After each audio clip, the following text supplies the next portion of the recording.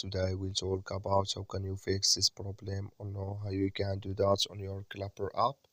So you just follow these ways, then it's going to work with you. All you have to do in the first, you just click on settings here.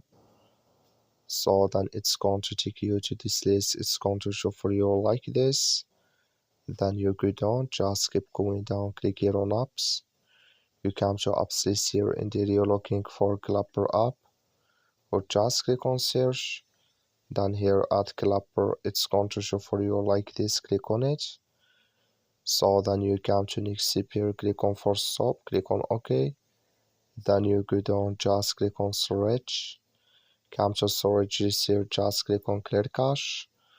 Then all you have to do, so you just turn off your Wi-Fi and turn on it again, then it's going to work with you. That's all you have to do, that's all. Thank you for watching. Don't forget to support us by liking, subscribe.